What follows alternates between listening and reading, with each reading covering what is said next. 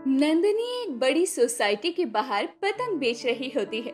तभी उसकी एक सहेली आती है और उसको पतंग बेचता देखकर उससे कहती है, नंदिनी, तू यहाँ, और वो भी इस हालत में। हाँ नेहा, मैं यहाँ, वो भी इस हालत में।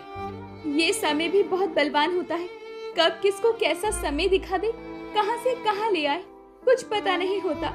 देखना, एक समय था जब मैं सोसाइटी में रहती थी, लेकिन आज एक समय है कि इस सोसाइटी के बाहर पतंग बेच रही हूँ। लेकिन ऐसा भी क्या हुआ तेरे साथ जो तुझे ये पतंग बेचनी पड़ रही है? क्या बताऊं मेरा, बस तू समझ जा, मेरी किस्मत में शायद मेरे पति का साथ ही नहीं था। नंदिनी अपनी माँ सुनीता के साथ रहा करती थी। नंदिनी सुनीता की एक लौती बेटी थी, इसीलिए सुनीता ये सोचती थी कि उसकी बेटी एक ऐसे घर में जाए जहाँ उसको कभी किसी भी चीज की कोई कमी ना हो।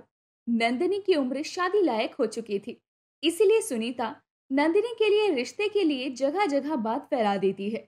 ऐसे ही एक दिन सुनीता की बहन नंदिनी के घर आती है और अपनी बहन से बात करते हुए कहती है, बहन जी, भगवान झूठ ना बुलाए, लेकिन सच कहूँ तो हमारी नंदिनी बहुत भाग्यशाली है, तभी तो उसके लिए एक फौजी का रिश्ता आया है।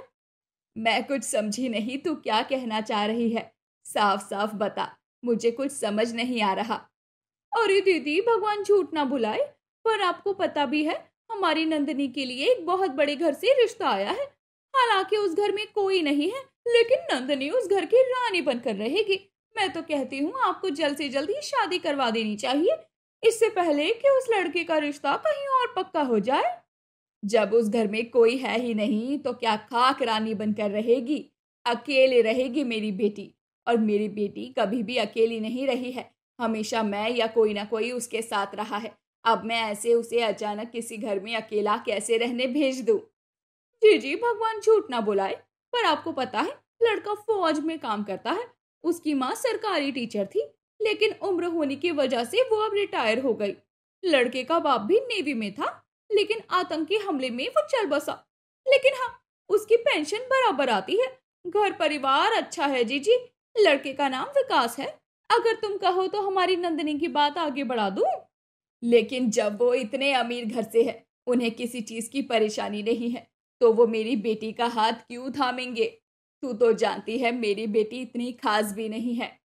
देखो जीजी, इंसान रंग रूप से कैसा भी हो मायने नहीं रखता, मायने रखता है तो उसका चरित्र, इंसान का चरित्र कैसा है। और हमारी नंदिनी का चरित्र बहुत ही पवित्र है, इसीलिए तो मैं कहती हूँ हमारी नंदिनी का ब्याह इसी से कर दो। अरे बहुत खुश रहेगी हमारी नंदिनी। अपनी बहन की बात सुनकर सुनीता भी शादी के लिए राजी हो जाती है और विकास से बातचीत करने के लिए मान जाती है। समय गुजरता जाता है। गुजरते समय के साथ नंदिनी की शादी विकास से हो जाती है। शादी के बाद नंदिनी अपने घर की जिम्मेदारियां बखूबी संभाल लेती है, लेकिन कौन जानता था कि उसकी इस खुशहाल जिंदगी में बहुत बड़ा तूफान आने वाला है। नंदिनी की शादी को 6 महीने हो चुके थे। ऐसे ही एक दिन नंदिनी किचन में खाना बना रही थी, तभी विकास आता है। नंदिनी, शादी को 6 महीने हो गए हैं और इन 6 महीनों में मैंने तुम्हारे साथ हर वो लम्हा बिताया है जो शायद मैंने कभी सोचा तक नहीं था। तुम मेरी जिंदगी में आई, ये मेरी खुशनसीबी है और मैं तुमसे जिंदगी भर प्यार करता रहूंगा, ये मेरा कर्तव्य है। क्या बात है, आज तो बड़े ही रोमांटिक और प्यारी बातें हो रही हैं। कुछ गड़बड़ है क्या? अच्छा, वैसे गड़बड़ से याद आया, आपको पता है मैं आपको बहुत जल्द पापा बनाने वाली हूँ। इस घर में जल्दी ही किसी नन्ही की किलकारियां गूंजेंगी। विकास को दुनिया की सबसे बड़ी खुशी मिली थी। विकास पापा बनने वाला था। ये सुनकर विकास की आंखें नम हो जाती है। पर विकास की माँ आती है और जब उसे ये बात पता चलती है तो वो अपनी बेटी को समझाते हुए कहती है, अरे बुड़बक इंसान, ये तो खुशी की खबर है, तो तू रो क्यों रहा है? माँ, रो नहीं तो और क्या करूं? मुझे आज ये पता चला कि मैं बाप बनने वाला हूँ, लेकिन किस्मत का खेल देखो, आज ही मुझे बॉर्डर से कॉल आया है कि वहां मुझे अर्जेंट जाना होगा। विकास के मुंह से ऐसी बात सुनकर अब कुंती और नंदिनी की भी आंखें नम हो जाती है, क्योंकि विकास एक फौजी था। इसीलिए नंदिनी उसे नहीं रोकती और वो अपने दिल पर पत्थर रखकर उसे बॉर्डर पर जाने के लिए बोल देती है। कुछ देर में विकास सामान बांधकर बॉर्डर के लिए निकल जाता है। समय गुजरता है और गुजरते समय के साथ विकास आए दिन अपनी पत्नी को कॉल मैसेज करता रहता। देखते ही देखते 7 महीने गुजर जाते हैं। नंदनी अब 7 महीने की प्रेग्नेंट थी। ऐसे ही एक दिन नंदनी विकास से वीडियो कॉल पर बातें कर रही होती है। विकास जी, आप कब आएंगे? 2 महीने बाद मेरी डिलीवरी है, आप जल्दी से आ जाइए। आखिर आपका भी तो हक है अपने बच्चे की शक्ल देखने का। हाँ हाँ भाई, क्यों नहीं। तुम्हें पता है 2 महीने की छुट्टी मैंने अभी से मांग ली है। मैंने अपने सीनियर को कहा है कि मेरी वाइफ प्रेग्नेंट है और 2 महीने बाद उसकी डिलीवरी है, इसलिए मुझे घर जाना होगा। भले ही आप मुझे 1 हफ्ते की छुट्टी दें। हम बस भगवान से उम्मीद करता हूँ कि ये छुट्टी जल्द ही अप्रूव हो जाए। दोनों आपस में बात कर ही रहे होते हैं कि तभी विकास के पीछे एक धमाका होता है और उस धमाके में विकास अपनी जान गंवा देता है। अपनी आंखों के सामने अपने पति को मरता देखकर नंदिनी के हाथों से फोन नीचे गिर जाता है और वो वहीं बेहोश हो जाती है। ये देखकर कुंती तुरंत आती है और अपनी बहू को अस्पताल ले जाती है और समय से पहले उसकी डिलीवरी करवानी पड़ती है। कुछ ही दिनों में विकास की लाश उसके घर आती है, जिसके बाद नंदिनी अपने छोटे बेटे के हाथ से विकास का अंतिम संस्कार करवाती है। पर जब से विकास की मौत हुई थी, मानो उसके घर में दुखों का पहाड़ टूट गया था। धीरे धीरे सब कुछ बर्बाद होता गया। अब बस उन लोगों के पास उनका घर बचा था। ये सब देखकर कुंती अपनी बहू से कहती है, बहू, हमारे घर की स्थिति दिन पर दिन बदतर होती जा रही है। अभी वरुण छोटा है, इसीलिए तू घर पर ही रह और मैं लोगों के घर जाकर काम करूंगी ताकि हम अपने घर का खर्चा उठा सके। माँ जी, मैं आपको इस तरह लोगों के घर में काम करता नहीं देख सकती। जिस सोसाइटी में हमारी इतनी इज्जत थी, आज इस सोसाइटी में आप काम करेंगी, ये मुझसे बर्दाश्त नहीं होगा। आप बस वरुण को संभालिए, बाकी का सब काम आप मुझ पर छोड़ दीजिए। कॉलेज के समय में मैं पतंग प्रतियोगिता में हमेशा फर्स्ट आई हूँ। अगर पतंग उड़ाना जानती हूँ तो पतंग बनाना भी जानती हूँ। वैसे भी माँ जी, 15 अगस्त आ रहा है और 15 अगस्त पर पतंग की बिक्री भी बहुत अच्छी होगी। लेकिन बहू, माँ जी, अगर आप मुझसे प्यार करती हैं तो आप मेरी बात जरूर मानेंगी। नंदिनी की बात सुनकर कुंती उसके आगे घुटने टेक देती है। तो नेहा, ये थी मेरी कहानी।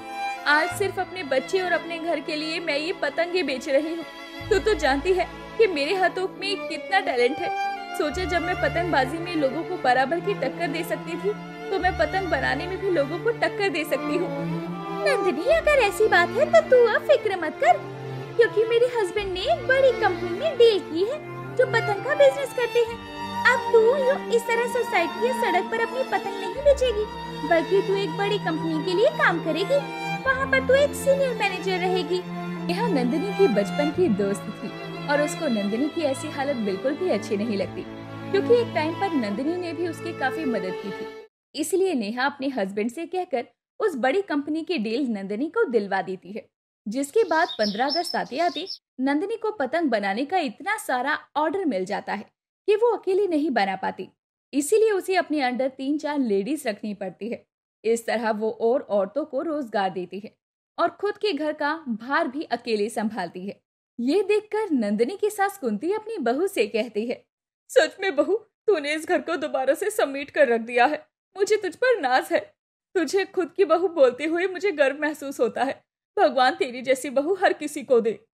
माँ जी, ये सब कुछ मैं अकेली नहीं कर पाती, बल्कि इन सब में आप सभी का साथ है।